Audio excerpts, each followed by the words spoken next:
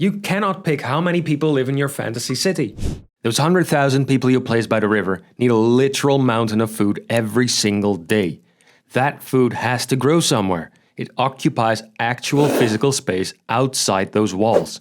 Your population size is an output. The geography goes in, the number comes out. One number before the math starts. In every pre-industrial civilization on record, between 80 and 95% of the population farms. That number is non-negotiable. Every non-farmer in your world is a caloric debt. Every blacksmith, merchant, priest, wizard, every king. A farmer is paying that debt. The question is how many farmers are paying and how much they can actually produce. The answer starts with the soil. An alluvial floodplain returns 8 units of grain for every unit planted. The Nile, the Tigris, the Euphrates, every ancient empire that reached continental scale built its core on this type of land. That is not a coincidence. These civilizations followed the math. Good lowland farmland in a temperate climate returns 4.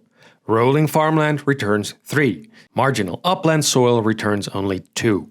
Each of these land types have a different population ceiling.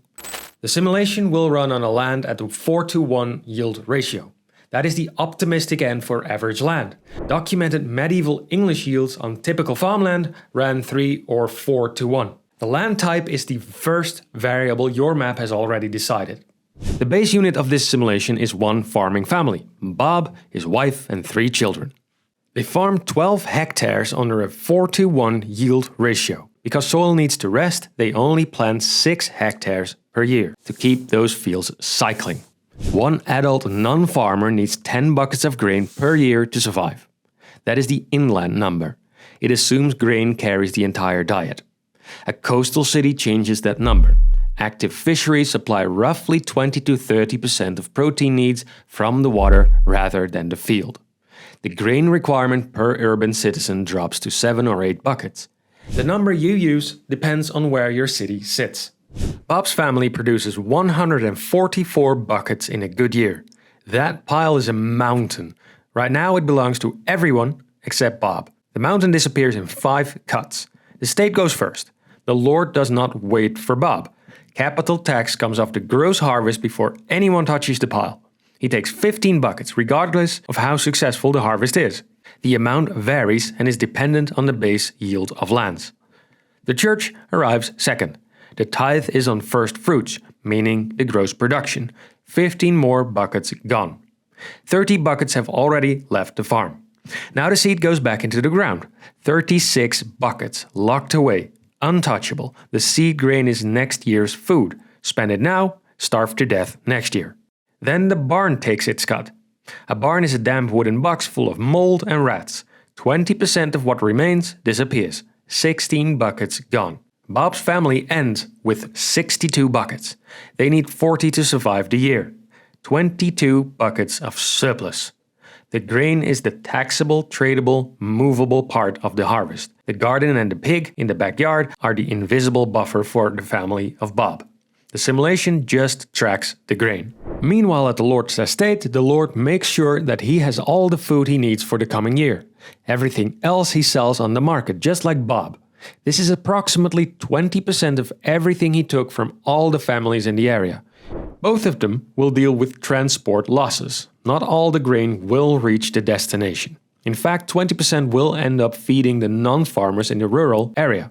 Blacksmiths, millers, you name it. If there is no navigable river within 15 miles, the grain will never leave the area. It will go to the nearest market town. There are a few rules for losses in transport. Cart rides lose approximately 3% every 15 miles. Anything further than 15 miles is financially unviable. I call this the ox paradox. Every handover loses about 4% to spills, spoils, theft, and other factors. Any toll station takes its share. These are your junction lord and choke point lords. The more of these the grain encounters, the higher the toll.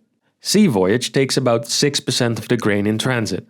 On documented routes on the Baltic, this is the percentage mentioned. And then the destination city will take 15% famine insurance. After all these extra cuts, whatever remains is the surplus that is available for consumption.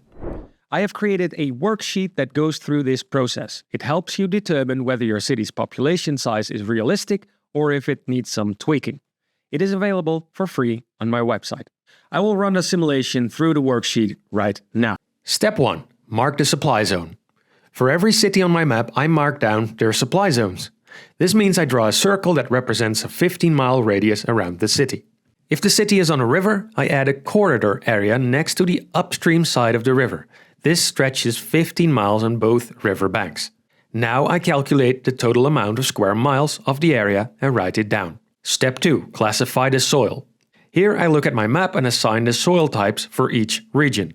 I stick to one soil type in my example, but I encourage you to experiment with this. It will help you define your politically important grounds more easily. I use the table on the worksheet for writing down the yield ratio and the percentage of actually usable lands. Step 3. Apply the maritime modifier. For each city, I check if there is a fish subsidiary available. If the city has access to large fisheries and salt, then the amount of buckets per urban citizen will decrease. I write down the adjusted number. Step 4. Calculate the agricultural footprint. As we already saw in the table of step 2, not all the lands are actually fit for agriculture. Here I calculate the agricultural footprint of each zone in hectares. This number is pivotal. Step 5. Apply technology modifiers. This is an optional step. Perhaps your world is a little more advanced than the standard medieval setting, but not quite industrial yet. Look at the table and write down what it means for you. Step 6. Count the families. We want to know how many farming families there are and how that translates to population. We use a combination of numbers we have previously defined and out rolls the number. Step 7. Choose your rotation system. This step is quite important. It can mean the difference between a very large city and a modest town. It determines how much of the plot size, so the total land available to Bob, is actually in use every year. A fully utilized plot is twice as productive as a half-used plot. Imagine the difference of the grain mountain. Step 8. Calculate your surplus grain. In this step, we calculate the surplus grain. In short, before the grain heads off to the city, different parties take their share. Whatever ends up as surplus, that is going to be sent over to the city. There's lots of calculations on this page. If you struggle in this part, feel free to send me a message on Discord. The server link is in the description. Step 9. The grain's journey. The last part. Here we follow all the surplus grain to the destination city. Along the way, we will pass points where parts of the grain mountain will disappear. Sometimes it's spillage, theft, taxes, or even famine insurance. Once we went through all of it, out rolls a number. And that number is the absolute maximum of your city. Unless, of course, you decide your city is an empire's capital which parasites all the other people. That should have major implications for your world, and that's on you. Let me know how the calculations worked out for you down in the comments. Have a great one.